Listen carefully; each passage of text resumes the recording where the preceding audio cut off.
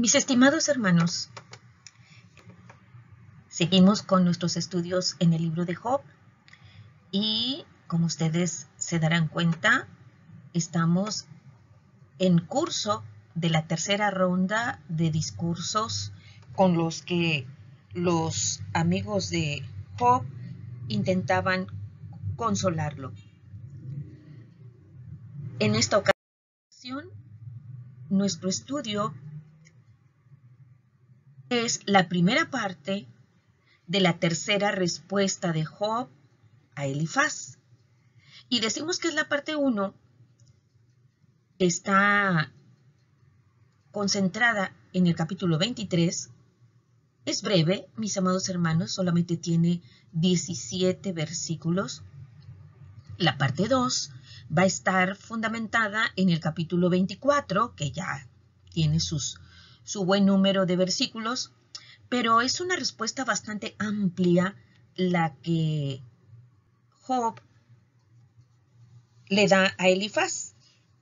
Algo que también hay que comentar es que en esta respuesta muchos de los argumentos o de las preguntas que vamos a ver en la próxima lección y en esta también se refieren a un diálogo de Job, pero en relación con el Altísimo, es decir, con Dios. Y en esta lección tenemos la siguiente verdad central. Job sabe que el Señor está presente en todas partes, pero su mente está tan confundida que no puede contemplar fijamente la presencia misericordiosa de Dios para hallar consuelo al exponer su caso ante Él. Podemos decir, el creyente que está en un intenso sufrimiento o prueba como la que estaba pasando Job, también aplica esta verdad central. Podemos estar en un momento dado tan confundidos por el dolor que no podemos percibir la presencia de Dios para que nos dé consuelo y poder exponer o comunicarnos con Él.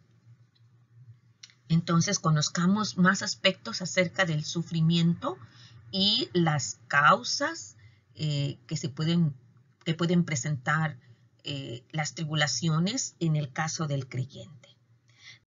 Tenemos una introducción. Relegando los alegatos de Elifaz para después, fíjese hermano, hay como una pausa. Elifaz lo cuestionó, prácticamente lo acusó de pecados imaginarios. Pero la respuesta directa a todo lo que le dijo a Elifaz, a las acusaciones de Elifaz, se difieren hasta el capítulo 31. En este capítulo, que es el 23, entonces Job lo ocupa para reflexionar en dos problemas. Las injusticias que estaban experimentando él y otros. Él quería presentar su caso delante de Dios, pero el Señor le parecía a Job inaccesible, lejano y por lo mismo injusto, que permanecía extrañamente silencioso ante la crueldad de los otros, empezando por los que tenía allí enfrente Job, a sus 3 amigos, Elifaz, Bildad y Zofar. Job estaba confuso por tales injusticias empeoradas por el silencio divino. Nosotros sabemos qué había pasado en el cielo antes de la prueba de Job y entendemos por qué Dios estaba permaneciendo silencioso. Entonces, para entender bien la respuesta o la reacción que tiene Job, hay que recordar nuestra lección pasada. En el capítulo 22, Elifaz había tratado de condenar a Job al identificar algún pecado secreto que pudiera haber cometido. Aquí, en este capítulo, Job declara su confianza en su propia integridad y en la justicia de Dios. Así pues, pasamos al punto número 1. Nos vamos a basar en los primeros 9 versículos para esta sección. Job desea encontrar a Dios. Este pasaje yo ya lo había escuchado en uno de los versículos que hay aquí en este pasaje, en un predicador argentino. Y lo escuché por primera vez y ahí fue donde me di cuenta de que no habíamos explorado, o al menos yo personalmente no había estudiado, así como lo estamos haciendo en nuestra iglesia, versículo por versículo, línea por línea, este libro de Job. Y aquí está entonces, hermanos, en Job 23, este versículo en donde Job expresa su deseo de encontrar a Dios. Leemos primeramente los versículos del 1 al 7. Del 1 al 7, que dice así. Respondió Job y dijo: Hoy también hablaré con amargura, porque es más grave mi llaga que mi gemido. ¿Quién me diera el saber dónde hallar a Dios? Yo iría hasta su silla, expondría mi causa delante de él y llenaría mi boca de argumentos. Yo sabría lo que él me respondiese y entendería lo que me dijera. ¿Contendería conmigo con grandeza de fuerza? No, antes él me atendería. Allí el justo razonaría con él, y yo escaparía para siempre de mi juez. En medio de su amargura, esta es la cuarta de 5 veces en que habla de ella y sus gemidos, Job presentía que la dura mano de Dios lo estaba castigando con demasiada dureza. Leemos en el versículo 2b y lo completamos. Porque es más grave mi llaga que mi gemido. ¿Qué podemos entender con esta frase? Para eso nos ayuda comparar o tomar 2 versiones de la Biblia, que es la Biblia al día y la Nueva Versión Internacional, que a este versículo 2, segunda línea, traduce así: gimo bajo el peso de su mano. Entonces, allí es por lo que les podemos decir, amados hermanos, que Job sentía que la dura mano de Dios estaba sobre él y lo sentía con demasiada dureza. De cierto, Job quería volverse a Dios, como cada uno de sus consejeros le había dicho. Vamos a buscar en estas 4 citas cuál de los amigos de Job está hablando. Así que podemos, por ejemplo, ver en el 5:8 que dice: ciertamente yo buscaría a Dios y encomendaría a él mi causa. Si vemos bien en el título o al principio, en el 5:1, podríamos ver que aquí, ¿quién está hablando? Sí, Elifaz le está diciendo: busca a Dios, vuélvete a él. Ahora, buscamos en el 8:5. 8 capítulo 5 dice: si tú de mañana buscares a Dios y rogares al Todopoderoso. Aquí, ¿quién está exhortando a Job a que se vuelva a Dios, a que busque a Dios?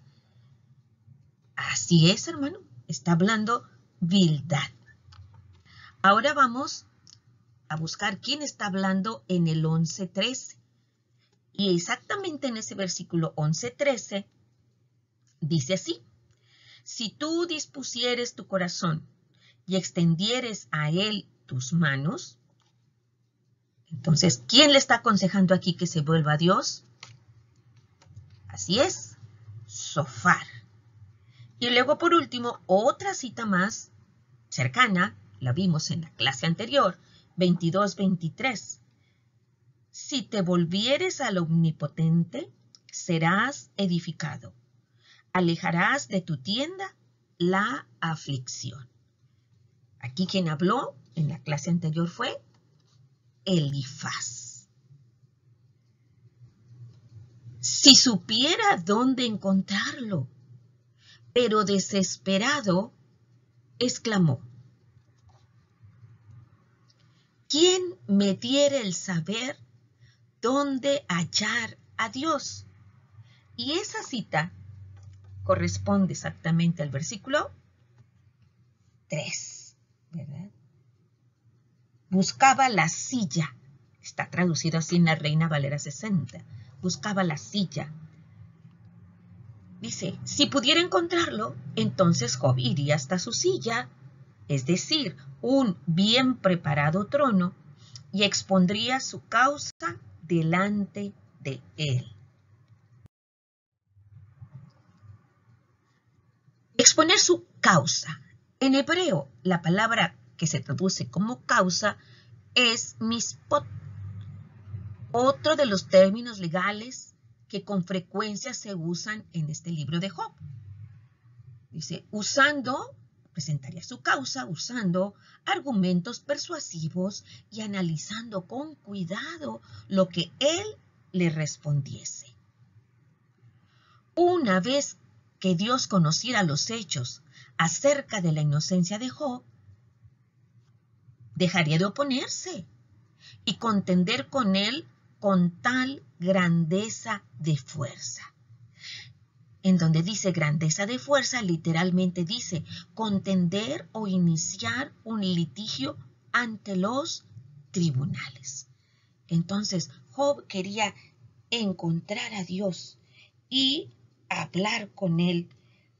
Y de esa manera, dice él, empezaría su juicio y él con cuidado, ¿verdad? Analizando con cuidado, escucharía lo que Dios le decía.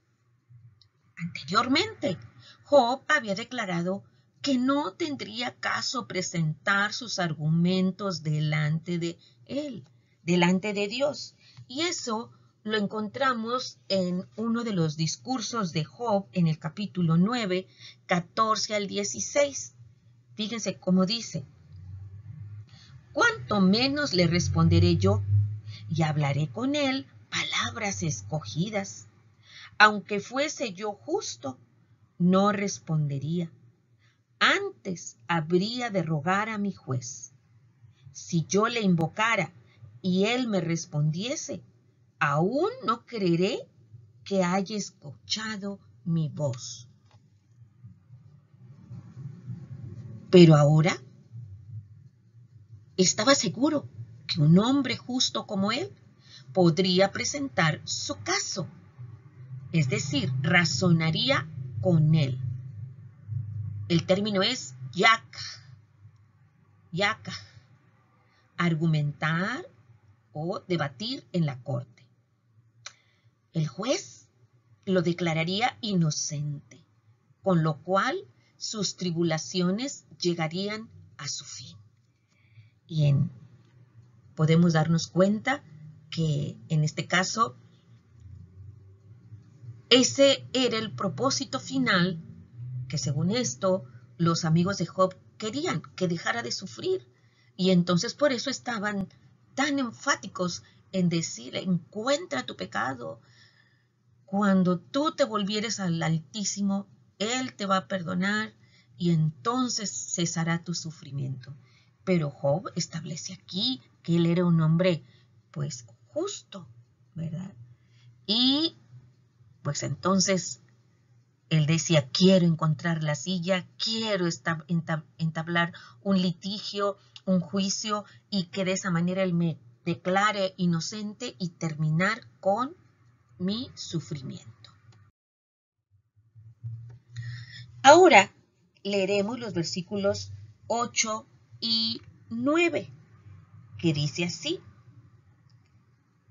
He aquí, yo iré al oriente y no lo hallaré, y al occidente y no lo percibiré.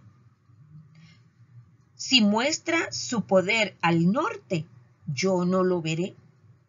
Al sur se esconderá y no lo veré.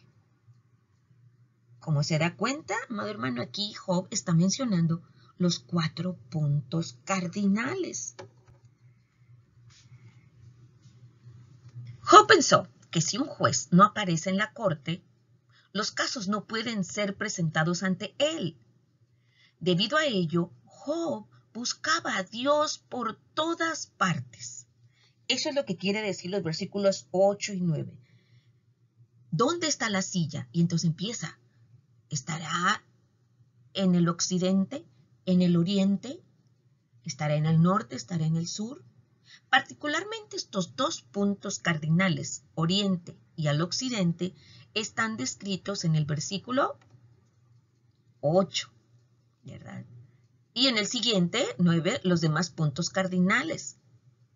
Dice, pero en vano, el omnipotente seguía silencioso, evitando a Job. Una nota interesante es que los geógrafos hebreos se orientaban mirando al este, ¿sí? La salida del sol, no al norte como nosotros. Así, cuando habla delante, se está refiriendo al este, y cuando hablan de detrás, es el oeste. Y entonces ahí es donde nosotros podemos entender cómo estaban ellos con respecto al orden jerárquico de los puntos cardinales. Primero se mencionaba el este, y luego oriente, y luego el oeste, porque era precisamente, tomaban como referencia la salida y la puesta del sol. En estos versículos 10 al 12, Job se declara inocente.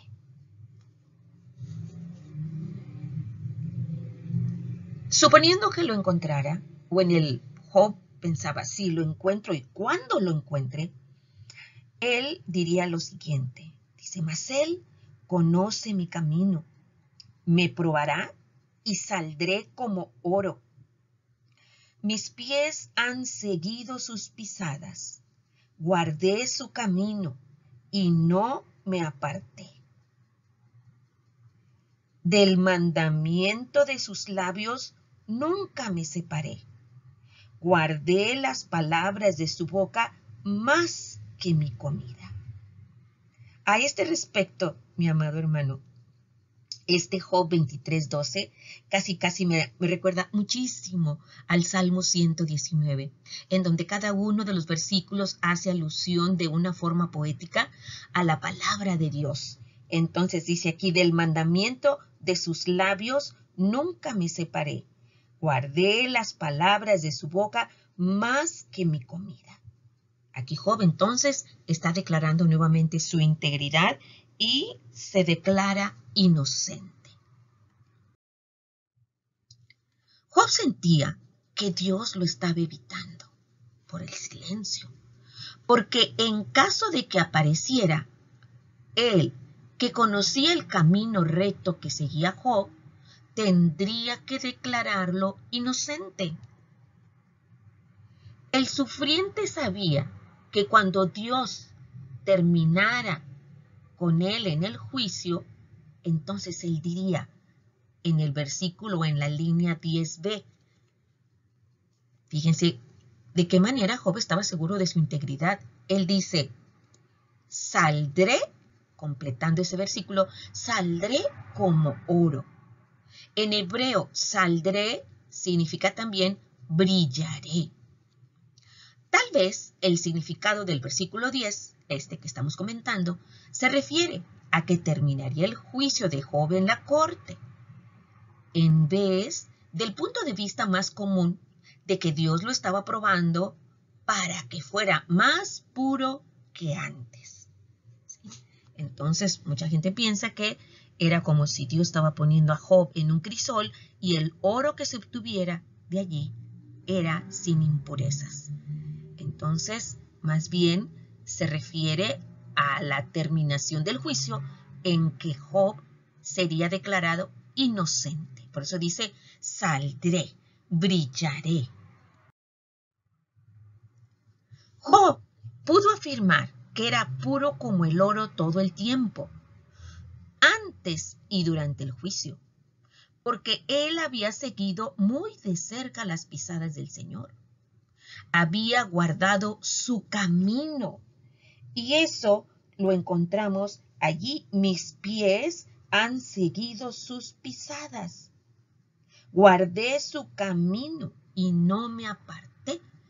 Aquí exactamente en ese versículo 11 me recuerda mucho también, amados hermanos, a lo que se dice acerca de Enoc, que caminó con Dios y Dios se lo llevó, ¿verdad? Entonces ya podremos mencionar 2 personas que han dicho que caminan con Dios, ¿verdad? Había guardado su camino. En contraste con la acusación de Elifaz en la lección pasada, en el 22:15, que dijo que Job seguía, y buscamos el 22:15. En ese versículo particularmente tomamos para completar esta frase, que Job seguía la senda. ¿Y cómo completamos aquí, amado hermano? La senda ¿qué? Antigua de los hombres perversos. ¿Se acuerdan ustedes que se estaba refiriendo allí en la interpretación a los hombres de los tiempos de Noé, perversos que fueron llevados por las corrientes de agua, ¿verdad? Pero no era así Job. Job había guardado su camino sin apartarse de él, obedeciendo todo mandamiento de sus labios y guardando y paladeando todas las palabras de su boca. Entonces, sí, hermano, definitivamente nos recuerda mucho cómo también en el Salmo 119 se dice que dulces son los mandamientos más que la miel, ¿verdad? Paladeando todas las palabras de su boca. Estos versículos del 10 al 12 es una de las muchas protestas de inocencia de Job, donde él dice que ha seguido el camino de Dios. Vamos al tercer punto de nuestra lección.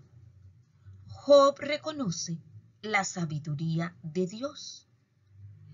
En este pasaje del 13 al 17 lo estamos dividiendo o distribuyendo así. Primero los versículos 13 y 14. Pero si él determina una cosa, ¿quién lo hará cambiar? Su alma deseó e hizo. Él, pues, acabará lo que ha determinado de mí. Y muchas cosas como estas hay en él. Una vez más, Job se retractó de la idea de enfrentarse con Dios en una audiencia ante los tribunales. Porque dice aquí, si él determina una cosa, ¿quién lo hará cambiar? ¿Cómo podía él atreverse a oponerse a Dios, que es único? Si usted se fija, exactamente como dice aquí, él determina una cosa. Él es único. En la versión, la Biblia latinoamericana dice que pertenece a una clase única y que cuando determina una cosa, nadie lo hace cambiar. En el Salmo 115 podemos encontrar precisamente esta idea. Dice así: nuestro Dios está en los cielos. Todo lo que quiso, ha hecho. incluso lo que tenía determinado para Job. En el Job 10:13 dice así: estas cosas tienes guardadas en tu corazón. Yo sé que están cerca, próximas de ti.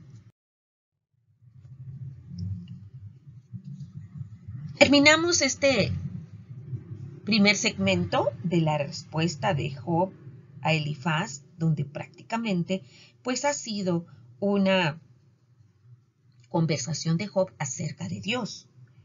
En estos versículos del 15 al 17 leemos esto: por lo cual yo me espanto en su presencia. Cuando lo considero, tiemblo a causa de él.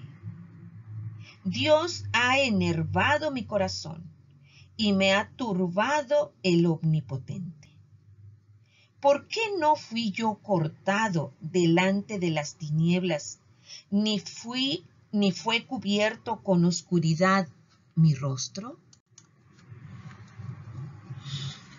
Puesto que Dios es tan difícil de alcanzar, y eso estuvo presente en el versículo 3.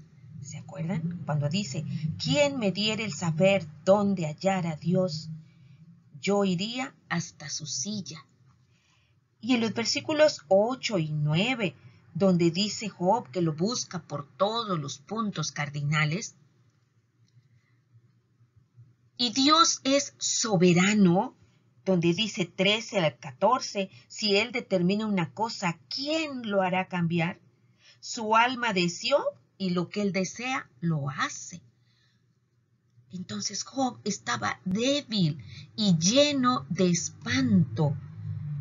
En estos versículos aparece en el hebreo Baal, turbado, desanimado. La Nueva Traducción Viviente en los versículos 15 y 16 los traduce así: con razón estoy tan aterrado ante su presencia. Cuando lo pienso, el terror se apodera de mí. Dios me ha enfermado el corazón. El Todopoderoso me ha aterrado. Ese miedo está expresando Job no provenía de su naturaleza pecaminosa. No era porque Job ya hubiese encontrado ese pecado escondido, oculto, que sus amigos querían que encontrara, ¿verdad? Inclusive Elifaz se lo había sugerido en el 22:10, en Job 22:10, donde dice: por tanto, hay lazos alrededor de ti y te turba espanto repentino. Entonces, a causa del pecado había espanto en él, así le decía Elifaz. No, ese temor, ese miedo, provenía de la asombrosa naturaleza del Omnipotente. Aún así, Job no sería silenciado por las tinieblas. Y aquí aparece Josec cuando Job habla del día oscuro en el que había nacido. ¿Sí? En el 3:4, el versículo decía: sea aquel día sombrío y no cuide de él Dios desde arriba, ni claridad sobre él resplandezca. Ahí está Josec. Job no sería silenciado por esas tinieblas o por la oscuridad. Opel, en el 3:6 se lee: ocupe aquella noche la oscuridad, no sea contada entre los días del año, ni venga en el número de los meses. Las tinieblas y esa oscuridad que eran provocadas por los problemas que lo tenían doblegado. Entonces, así precisamente dice en la Nueva Traducción Viviente el versículo 17: no me han destruido las tinieblas que me rodean, ni la densa e impenetrable oscuridad que está por todas partes. Así que, en cierta medida, Job decía, yo siento miedo. Sin embargo, las tinieblas y la oscuridad no iban a prevalecer sobre él porque quien estaba allí era el Todopoderoso. Así, mi amado hermano, podemos reflexionar.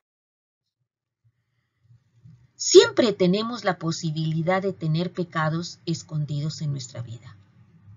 Pecados que ni siquiera conocemos.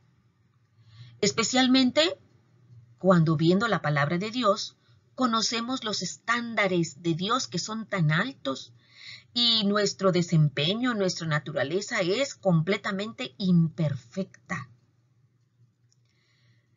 Pero si somos verdaderos creyentes, sabemos esta verdad. Todos nuestros pecados nos son perdonados debido a lo que Cristo hizo en la cruz a nuestro favor. Y aquí tenemos estos dos hermosos versículos que es necesario recordar. 5:1 de Romanos. Justificados pues por la fe, tenemos paz para con Dios por medio de nuestro Señor Jesucristo. Y Romanos 8:1 dice así. Ahora pues, ninguna condenación hay para los que están en Cristo Jesús, los que no andan conforme a la carne, sino conforme al Espíritu. No hay ninguna condenación. La Biblia, como acabamos de leer estos dos versículos, nos enseña que si aún nuestro corazón nos condena, porque así ocurre, amados hermanos, nos estamos latigando en las espaldas porque nuestra mente, nuestro corazón nos reclama esos pecados. Este versículo es de oro. Dios es más grande que nuestros corazones. Eso lo dice primera carta de Juan 3:20.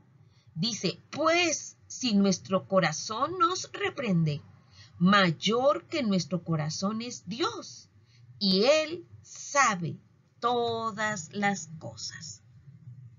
Su perdón y su limpieza son suficientes. Invalidan las dudas que perturban nuestra mente. Es el Espíritu Santo en nosotros la prueba de que somos perdonados ante los ojos de Dios a pesar de que nos sintamos culpables. Así que esa es la verdad, que Dios en Cristo Jesús nos perdona cuando nos ponemos a cuentas con Él. Y si después nuestra mente, nuestra memoria trae a colación esos pecados, recordemos esta cita preciosa. Primera carta de Juan 3:20. Y me da mucho gozo, amado hermano, haber terminado esta lección con una nota de triunfo. Job estaba sufriendo. Job, en su profundo pesar y amargura, no veía a Dios que estaba cerca de él. Pero nosotros tenemos el Nuevo Testamento, el nuevo pacto, tenemos con Dios un nuevo pacto gracias a nuestro Señor Jesucristo. Y todas estas citas que acabamos de leer, Romanos 5:1, Romanos 8:1 y Primera de Juan 3:20, que sean nuestros salvavidas, nuestra plataforma firme en donde no temblemos ni nos tambaleemos, porque esa es la verdad para nosotros. Gloria a Dios. Que Él sea siempre nuestro ayudador. Dios les bendiga, amados hermanos.